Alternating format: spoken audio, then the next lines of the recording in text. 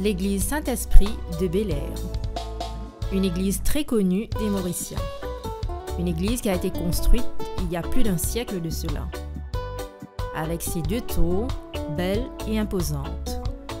Aujourd'hui, ces mêmes tours ont besoin de vous. Le Père Michel Morin nous raconte. Alors, mon pote, ça t-shirt des 170 ans qui nous célébré l'année dernière, la paroisse de Bel-Air Saint-Esprit.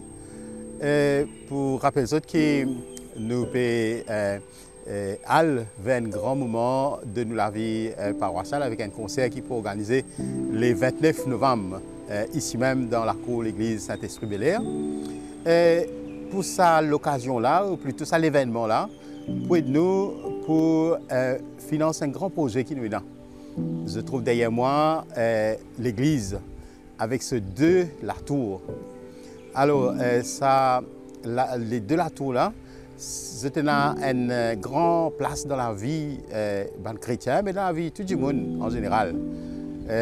La tour en général dans l'église, il servait surtout pour capable avertir les gens de l'air de la prière, la messe, etc.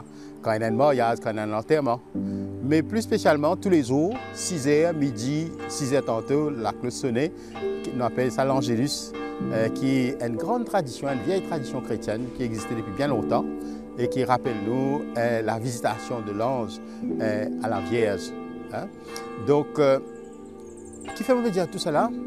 Parce que je connais que l'église Saint-Esprit-Bel-Air est une grande place dans laquelle il y a beaucoup de Mauriciens, toutefois confondus, hein, qui nous catholiques, qui nous hindous, qui nous musulmans, peu importe, la place que l'église Saint-Esprit dans laquelle il y a des Mauriciens est grande, peut-être parce que justement cette église porte le nom du Saint-Esprit, qui pour nous chrétiens représente un bon Dieu qui a une présence qui amène la lumière, qui amène la paix, qui amène la consolation, qui donne nous courage dans nos différents moments de la vie. Alors, donc, c'est l'attachement que les Mauriciens ont pour l'église. Nous devons continuer à entretenir et nourrir. Mais ça, l'église, il construit en 1864, les travaux ont commencé sérieusement. Avant, il y avait l'église beaucoup moins imposante que cela. C'était un genre de chapelle qui était construite en 1854. Mais à partir de 1864, quand il y a un grand prêtre qui pouvait Maurice, qui s'appelle Père Louis d'Aubec, lui-même qui est un peu fondateur de nos paroisses et de l'église de Bel-Air. Père d'Aubec a une grande place dans laquelle il y a des gens qui habitent Bel-Air. Alors justement, ça pourrait être là pour commencer les travaux de construction de cette église-là et pour amener pas à pas vers l'achèvement qui pour compléter plus ou moins en 1882. Mais ça, dès la tour là, qui, comment dire, de nos jours là, c'est un des parties plus anciens de cette église-là. Un complété en 1865 et puis un deuxième complété en 1877. Ces 2 éléments-là, les plus importants de l'église parce que nous bien connaissons que l'église Bel-Air est plus grand que ce qui se trouvait là. Mais un gros cyclone en 1892, il met à terre complètement, qui résiste à dès la tour là. On va dire ça même qui fait nous, ça dès la tour là, fait nous imaginer le passé hein, de l'histoire du village de Bel-Air, mais aussi de l'église à Maurice. Alors, Saint-Esprit Bel-Air, c'est l'église là, c'est une église qui a un petit trésor là-dedans, on va dire. D'abord, nous connaissons que c'est une des rares églises de Maurice, que celui qui fait comment dire, associé pour construire l'église là, ce man reste dans le cœur de cette église. Quand il est mort en 1892, ça mon père là, il était enterré dans le cimetière 3 îlots. Et puis, les paroissiens qui ont un grand attachement à lui d'Aubec, et pour des gens qui transfèrent ce reste, et quand l'église qui motive Diazot est détruite par le cyclone de 1892, donc l'église pourrait rester comme ça même pendant un bon bout de temps. pas pour même, ça lieu-là pas pour servir comme lieu de culte, parce qu'il est à terre. Mais en 1926, pour une reconstruction de l'église dans ce forme actuel. Et en 1927, là pour amener les restes de l'huile d'Aubec, pour amener dans l'église. Et jusqu'à présent, donc nous allons dire que ça prête là, il repose dans le cœur de l'église Saint-Esprit. C'est un grand privilège parce qu'habituellement, c'est Ismaël l'évêque quand d'autres mots qui sont enterrés dans la cathédrale, dans l'hôtel, dans le cœur. Mais là, Père d'Aubec, il a ce privilège. Vous pensez parce qu'il fait beaucoup pour l'endroit et pour les habitants aux alentours, qui pas nous qui les reposent loin de l'église qu'il construit à nous dire de semaine. Alors, une autre spécificité de l'église de Saint-Esprit, c'est ce chemin de croix. Quand je viens, je trouve un grand tableau du chemin de la croix.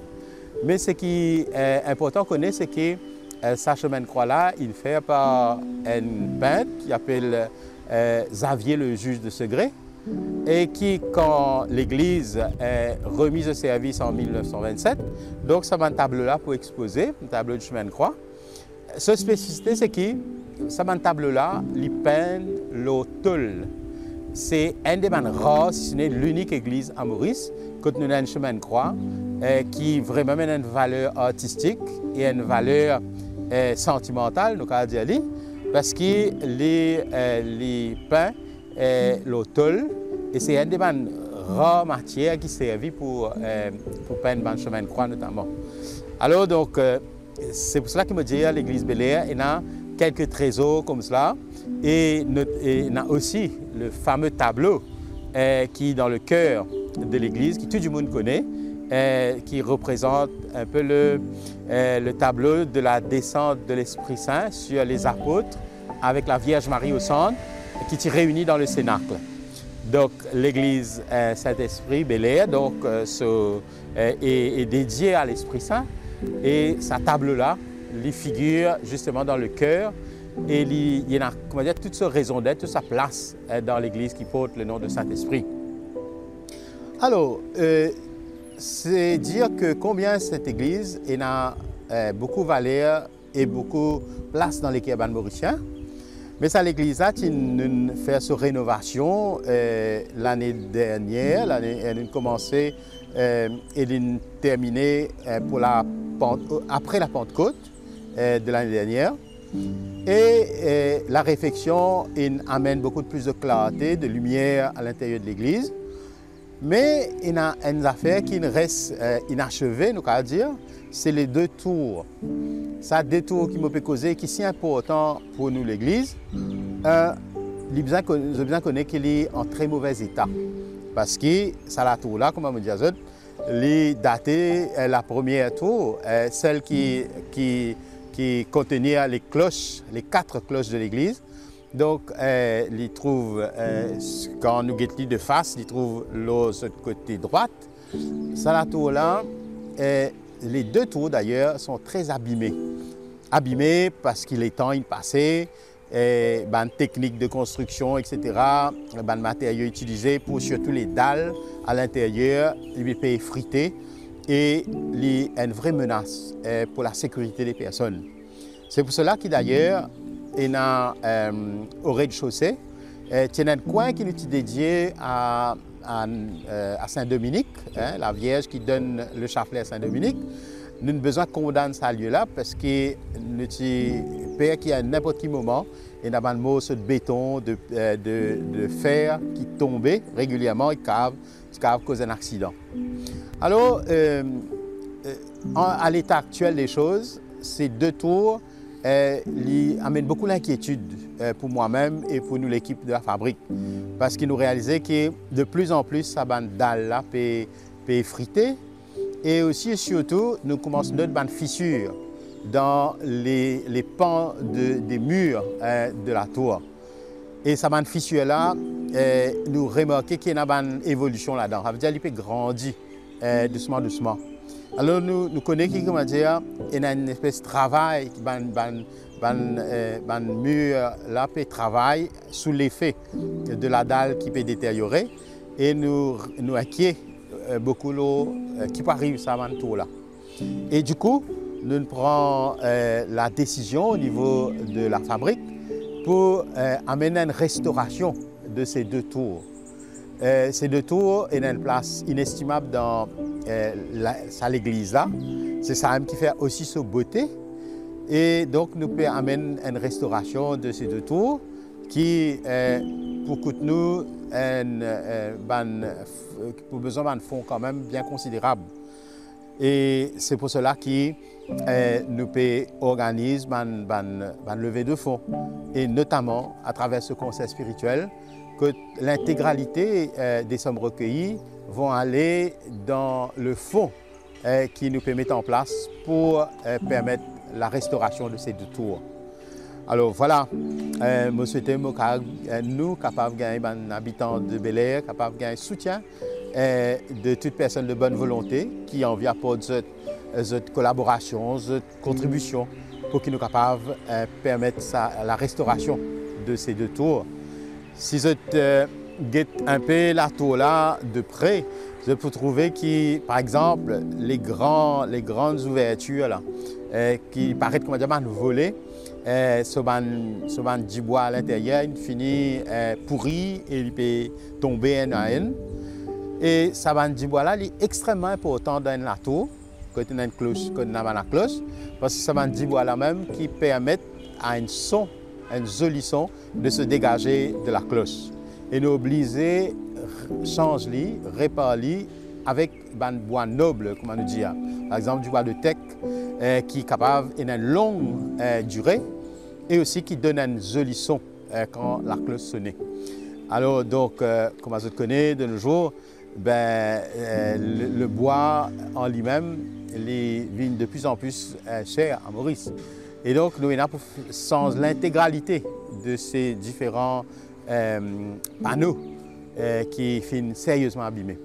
Voilà, donc, il y a un gros travail, mais seulement nous avons beaucoup de courage, nous avons beaucoup de détermination avec toute la communauté de Bel-Air et des environs pour redonner ça délato-là.